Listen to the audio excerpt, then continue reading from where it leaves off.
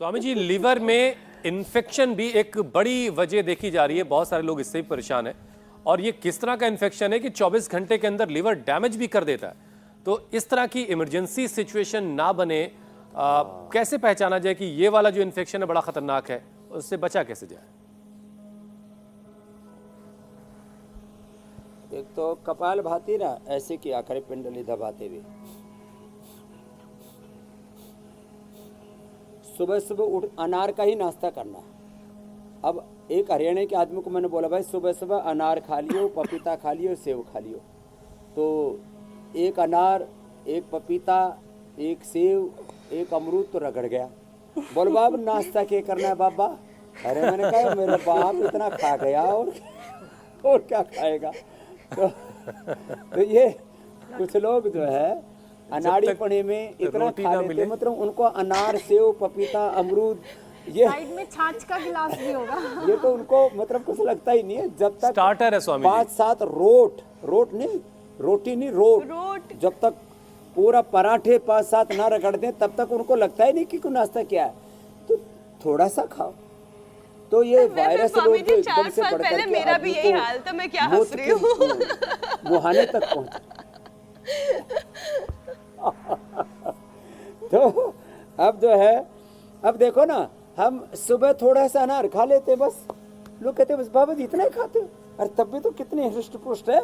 और आप दौड़ लगाते हैं 4-5 किलोमीटर की, घंटों योगाभ्यास करते हैं, फिर भी थकते नहीं है। 18 घंटा पूरा पुरुषार्थ करते हैं। 18 हीमोग्लोबिन रहता है, 17.5-18 उससे ऊपर भी नहीं जाना चाहिए, जाता नहीं है। कुछ लोग बहुत डर के बोले बाबा जी आपका ज़्यादा तो नहीं बढ़ जाएगा।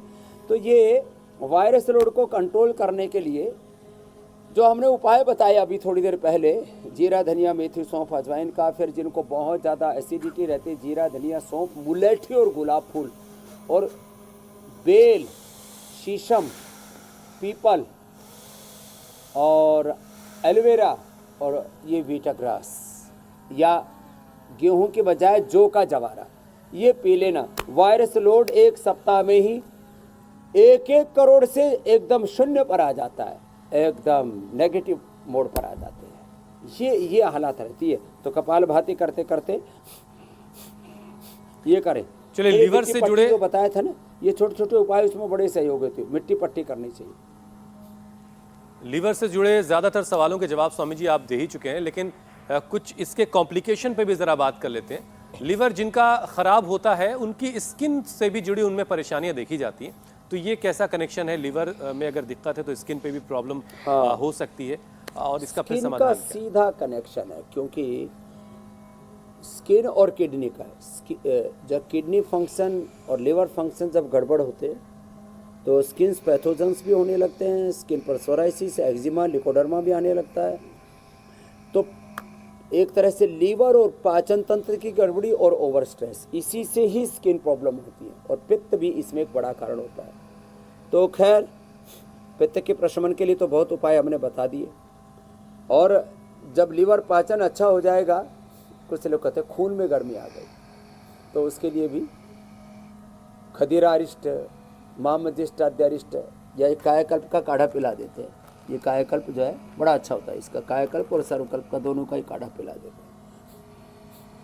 फिर एलोवेरा या एलोकांति या एलोवेरा में थोड़ा हल्दी, थोड़ा नीम, थोड़ा पका हुआ पपीता, पका हुआ केला, थोड़ा बादाम अखरोट, उसमें चिरौंजी, ये सब मिला करके, और गुलाब भी मिला देते हैं, थोड़ा उसमें हनी भी मिला देते हैं।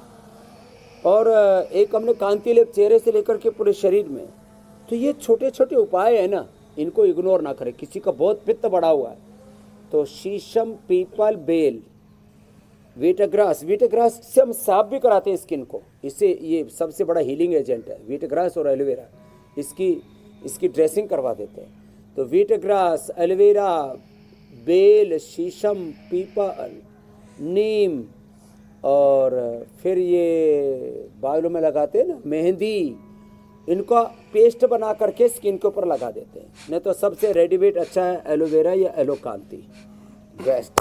अच्छा स्वामी जी, आपने ये बहुत बार बताया है। 7 चीजें अकेले में ही है इसके अंदर। इसको आपने ये बहुत बार बताया है कि लीवर अगर अच्छे जी, से मेरी काम बहन। नहीं कर रहा है, खराब है, तो उसकी वजह से शरीर में बहुत सारे जहरीले टॉक्सिन्स बनने लगते हैं और इन्हें शरीर बाहर निकालने के लिए ज़्यादा मेहनत करता है।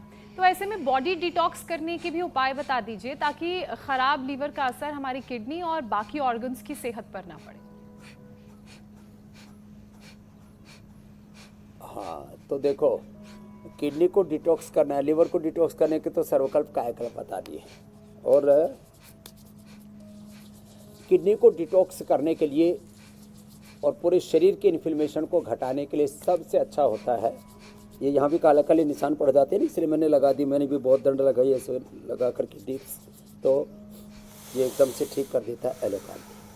तो गोखरू का पानी, गोखरू और जौ का पानी पूरी बॉडी के इन्फ्लेमेशन को, सारे टॉक्सिन्स को, ऑक्सीडेंट्स को निकाल देता है।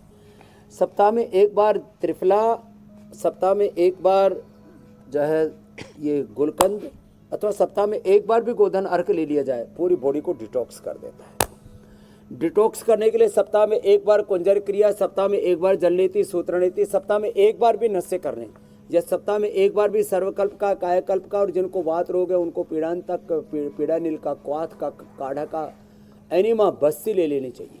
सप्ताह में एक बार उपवास, नवरात्र में तो उपवास चल ही रहे हैं, सप्ताह का एक बार का उपवास भी पूरे हमारे ऑटोफेजी प्रोसेस को, माइटोफेजी प्रोसेस को, पूरा मेटाबॉलिज्म को, पूरे बॉडी के इन्फ्लेमेशन को, टॉक्सिन्स, ऑक्सीडेंट्स को निकालने में मदद करता है। और ऐसा करने से, और 2 बार ही खाना खाना चाहिए। मैं तो अब इसका प्रचार बहुत करने लग गया हूँ। सुबह एक बार 10 से 12 के बीच में, शाम का एक बार 5 से 7 के बीच में, बस 2 बार खाना खा लें, बात खत्म। ये जो दिन भर चरते रहते हैं और रात भर चरते रहते हैं और इधर उधर हांटते रहते हैं, निशाचर कहीं के फिर कहते हैं बाबा जी मर गए, बचा लो। मैंने कहा निशाचरो, ऐसे बोलता नहीं हूँ, ये तो मैं मजाक कर रहा हूँ थोड़ा, क्योंकि किसी को निशाचर कह दो तो आदमी वैसे ही स्ट्रेस बढ़ जाएगा। लेकिन निशा मनी रात, चर मनी चर गति भक्षण, चरते रहते, घूमते रहते, तो ये इससे सब प्रॉब्लम है। तो थोड़ा अपने को लाइफस्टाइल को मॉडिफाइड तो करना ही पड़ेगा। बिल्कुल ठीक बात है। अपनी ज़िंदगी जीने के सलीके को सुधारिए और फिर देखिए कैसी सेहत आपकी ठीक रहती है। इंडिया टीवी हर वक्त हर जगह डाउनलोड करने के लिए सर्च करें India TV news Google play store या ऐप स्टोर पर।